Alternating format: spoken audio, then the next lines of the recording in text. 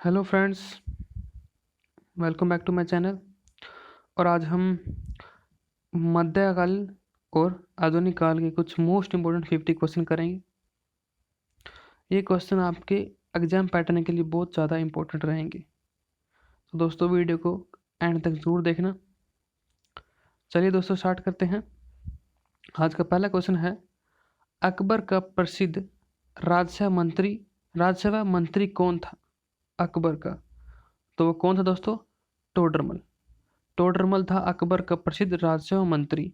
और टोडरमल पहले शेरशाह के शासन में मतलब शासनकाल में काम करता था। अब वो किसके काम में मतलब अब उसके बाद वो अकबर का प्रसिद्ध राजस्व मंत्री बना। कौन? टोडरमल। ओके फ्रेंड्स, अगला प्रश्न है, अकबर के दरबार में सबसे प्रसिद्ध संगीतकार तानसेन का मूल नाम क्या था? तानसेन का मूल नाम दोस्तों, उत्तर है रामतनु पांडे। रामतनु पांडे था तानसेन का मूल नाम। ओके फ्रेंड्स, अगला प्रश्न है, अकबर के एकमात्र किस दरबारी ने दीन ए इलाही को स्वीकार किया था? सबसे पहले क्वेश्चन आता है दोस्तों, दीन ए इलाही किसने शुरू किया था? अकबर ने। कब किया था? 1582 ईस्वी में। और इसको मानने वाला पहला आदमी कौन था? बीरबल। उत्तर है इसका बीरबल ने स्वीकार किया था। ओके फ्रेंड्स, अगला प्रश्न है, जब ईस्ट इंडियन कंपनी का गठन हुआ था उस समय भारत का मुगल बादशाह कौन था? जब ईस्ट इंडियन कंपनी का गठन हुआ तब, उत्तर है इसका दोस्तों अकबर। अकबर के शासनकाल में ही ईस्ट इंडियन कंपनी का गठन हुआ था। ओके फ्रेंड्स, अगला प्रश्न है, किसके शासनकाल में तुलसीदास ने रामचरितमानस लिखी? सबसे पहले क्वेश्चन आता है कि रामचरितमानस किसने लिखी? तो ये लिखी दोस्तों तुलसीदास ने। किसके शासनकाल में? अकबर के शासनकाल में। तो इसका उत्तर क्या रहेगा दोस्तों? अकबर। उसके बाद अगला प्रश्न है, तुलसीदास ने रामचरितमानस किसके शासनकाल में लिखी? तो सेम क्वेश्चन है, उत्तर है अकबर के शासनकाल में। उसके बाद जहांगीर का अर्थ क्या है? तो क्या है दोस्तों? विश्व विजेता। उत्तर है विश्व विजेता है जहांगीर के नाम का अर्थ। उसके बाद अगला प्रश्न है, चित्रकारी किसके शासनकाल के दौरान अपने उच्चतम शिखर पर पहुंची? चित्रकारी, तो उत्तर दोस्तों जहांगीर। जहांगीर के शासनकाल में चित्रकारी उच्चतम शिखर पर पहुंची थी, जहांगीर। अगला प्रश्न है दोस्तों, किस मुगल बादशाह ने तंबाकू के प्रयोग का निषेध किया? तो कौन सा मुगल बादशाह दोस्तों वो? उत्तर है जहांगीर। जहांगीर ने ही तंबाकू के प्रयोग का निषेध किया था। उसके बाद अगला प्रश्न है, किस मुगल शहंशाह ने मुगल राजधानी आगरा से दिल्ली स्थानांतरित की थी? तो कौन था दोस्तों? उत्तर है शाहजहां। शाहजहां ने ही आगरा से दिल्ली राजधानी बसाई थी अब। उसके बाद अगला प्रश्न है, शाहजहां का प्रसिद्ध तख्ते ए ताउस 1739 ईस्वी में कौन ले गया था? तख्ते ए ताउस, तो कौन लेके गया था दोस्तों? उत्तर है फारसी आक्रमक नादिर शाह। नादिर शाह लेके गया था तख्ते ए ताउस। ओके फ्रेंड्स, अगला प्रश्न है, औरंगजेब के बाद उसका कौन सा बेटा बहादुर शाह के नाम से भारत का सम्राट बना? बहादुर शाह के नाम पर। उत्तर दोस्तों मोहम्मद मुअज्जम बना बहादुर शाह के नाम से भारत का सम्राट बना था। और ये किसका बेटा था? औरंगजेब का। ओके फ्रेंड्स, उसके बाद अगला प्रश्न है, मुगल शासकों की दरबारी भाषा क्या थी? दरबारी भाषा, उत्तर है दोस्तों फारसी। क्या? फारसी भाषा थी। उसके बाद अगला प्रश्न है, भारत में बीबी का मकबरा कहाँ स्थित है? बीबी का मकबरा, उत्तर है दोस्तों औरंगाबाद में है बीबी का मकबरा, औरंगाबाद।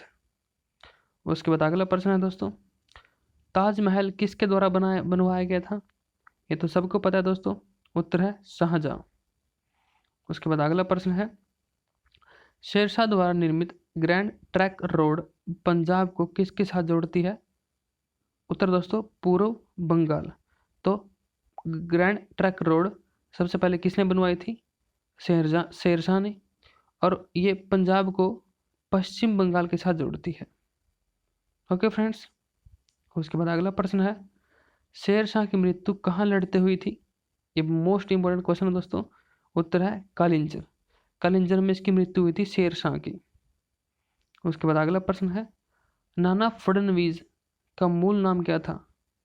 उत्तर दोस्तों बालाजी जनार्दन बानू। बालाजी जनार्दन बानू इनका मूल नाम था। ओके फ्रेंड्स, उसके बाद अगला प्रश्न है, शिवाजी का गुरु कौन था? शिवाजी के गुरु। उत्तर दोस्तों रामदास। कौन? रामदास थे शिवाजी के गुरु।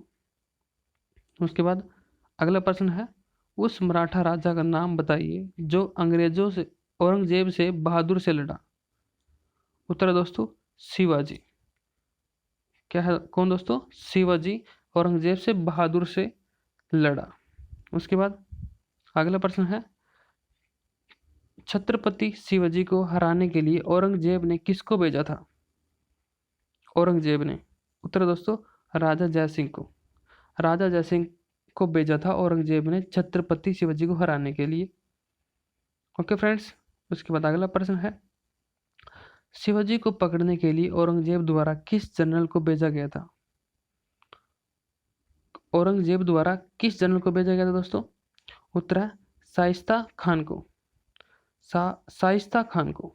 ओके फ्रेंड्स, अगला प्रश्न है, शिवाजी ने कितनी बार सूरत को लूटा? शिवाजी ने कितनी बार सूरत को लूटा? उत्तर दोस्तों 2 बार। कितनी बार? 2 बार। उसके बाद अगला प्रश्न है, 1700 ईस्वी में राजा राम की मृत्यु के बाद मराठों ने मुगलों के विरुद्ध युद्ध उसकी वीर पत्नी डैश के नेतृत्व में जारी रखा। वीर पत्नी, उत्तर दोस्तों उस पत्नी का नाम क्या था? ताराबाई। ताराबाई के नेतृत्व में जारी रखा था। ओके फ्रेंड्स, उसके बाद अगला प्रश्न है, शिवाजी का राज्याभिषेक कब हुआ था? शिवाजी का राज्याभिषेक कब हुआ था? उत्तर दोस्तों 1674 ईस्वी में। कब? 1674 ईस्वी में। उसके बाद अगला प्रश्न है, शिवाजी के राज्य की राजधानी कहाँ थी? शिवाजी के राज्य की राजधानी कहाँ थी दोस्तों? उत्तर है रायगढ़। कहाँ पे? रायगढ़ में। उसके बाद अगला प्रश्न है, यूरोपियन शक्ति पहचानिए जिससे शिवाजी ने तोपें और गोला बारूद प्राप्त किए थे। तोपें और गोला बारूद प्राप्त किए थे। उत्तर है फ्रांसीसियों, पुर्तगालियों तथा अंग्रेजों। फ्रांसीसियों, पुर्तगालियों और अंग्रेजों से ही इन्होंने तोपें और गोला बारूद प्राप्त की थी। अगला प्रश्न है दोस्तों, नाना साहेब के नाम से कौन प्रसिद्ध था? नाना साहेब के नाम से कौन प्रसिद्ध था? उत्तर है बालाजी बाजीराव। कौन? बालाजी बाजीराव। उसके बाद अगला प्रश्न है, जिस समय 1761 में पानीपत की तीसरी लड़ाई में अहमद शाह अब्दाली ने मराठा को हराया, उस समय दिल्ली का शासक कौन था? सबसे पहले क्वेश्चन आता है कि पानीपत की तीसरी लड़ाई कब हुई? 1761 ईस्वी में। किस किस के बीच? अहमद शाह अब्दाली और मराठों के बीच, जिसमें मराठे हार गए थे। उस समय दिल्ली का शासक कौन था? उत्तर है दोस्तों शाह आलम द्वितीय। कौन? शाह आलम द्वितीय। उसके बाद अगला प्रश्न है दोस्तों, प्रथम आंग्ल मराठा युद्ध कौन सी संधि द्वारा समाप्त हुआ था? प्रथम आंग्ल मराठा युद्ध कौन सी संधि द्वारा समाप्त हुआ दोस्तों? उत्तर है सालबाई। कौन सी संधि? सालबाई।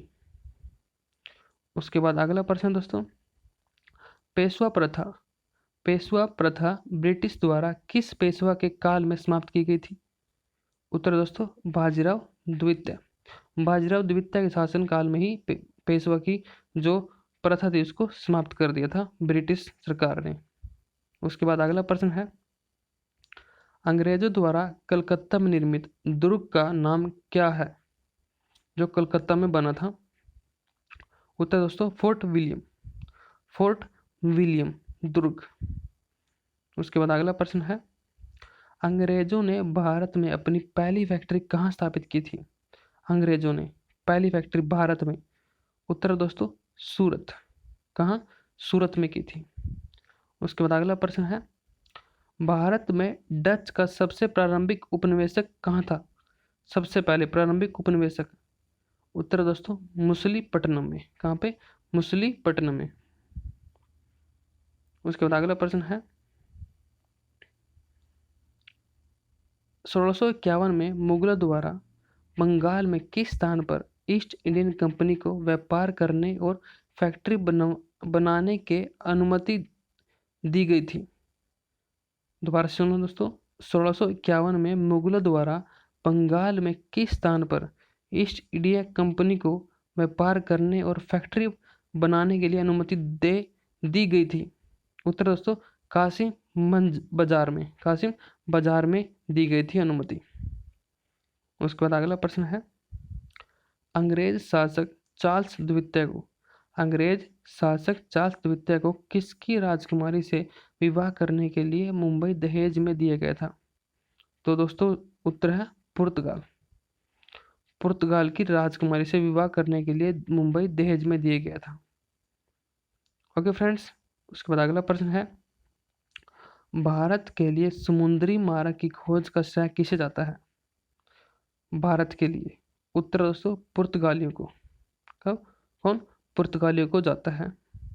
उसके बाद अगला प्रश्न है पुर्तगाली यात्री वास्को डी गामा का कालीकट आने पर भव्य स्वागत करने वाले भारतीय राजा का नाम बताइए। जो पहला पुर्तगाल आया था इंडिया में, भारत में, वास्को डी गामा कालीकट बंदरगाह पर, तब जो भारतीय राजा था उस भारतीय राजा का नाम बताना जिसने उसका भव्य स्वागत किया था। उत्तर जमोरियन। कौन? जमोरियन ने किया था इसका, वास्को डी गामा का भव्य स्वागत। ओके फ्रेंड्स, उसके बाद अगला प्रश्न है कैप ऑफ गुड होप के रास्ते भारत तक के समुद्री रास्ते की खोज किसने की थी? तो उत्तर दोस्तों वास्को डी गामा ने की थी भारत की खोज समुद्र रास्ते से। उसके बाद अगला प्रश्न है भारत में सबसे पहले आने वाले और सबसे बाद में जाने वाले कौन थे? तो उत्तर दोस्तों पुर्तगाल सबसे पहले आए थे और सबसे बाद में गए। उसके बाद अगला प्रश्न है भारत में पुर्तगाली सत्ता की वास्तविक नींव रखने वाले महानतम पुर्तगाली गवर्नर कौन थे? वास्तविक पुर्तगाली, तो किसको माना जाता है दोस्तों? अलबुर्क को माना जाता है वास्तविक पुर्तगाली, वास्तविक नींव रखने वाले महानतम पुर्तगाली कौन है दोस्तों? अलबुर्क। उसके बाद अगला प्रश्न है गुरु गोविंद सिंह द्वारा खालसा पंथ की स्थापना किस वर्ष में की गई थी? तो सबसे पहले क्वेश्चन ये आता दोस्तों कि खालसा पंथ की स्थापना किसने की? गुरु गोविंद सिंह ने। कब की? 1699 ईस्वी में।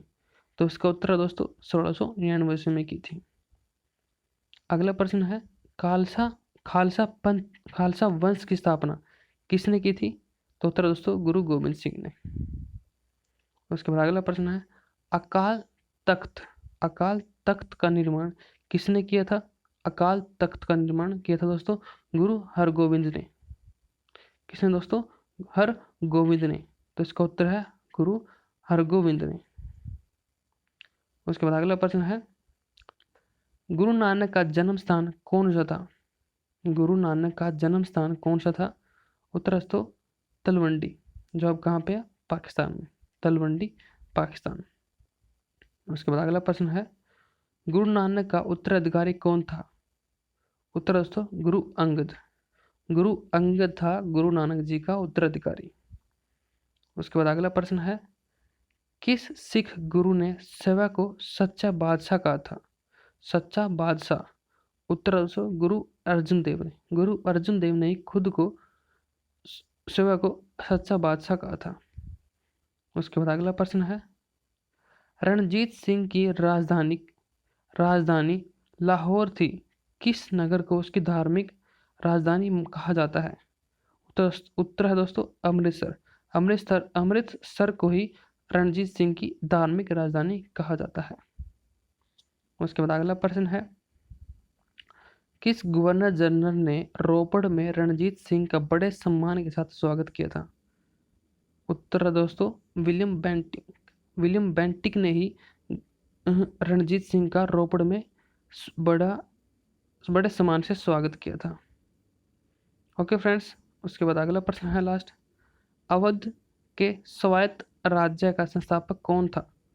अवध के स्वायत्त राज्य का संस्थापक कौन था? उत्तर दोस्तों शहादत खां। कौन? शहादत खां था। ओके फ्रेंड्स, अगर आपको मेरी वीडियो अच्छी लगी हो दोस्तों तो प्लीज़ वीडियो को लाइक करना, चैनल को सब्सक्राइब करना और कमेंट करना। Okay friends, thank you.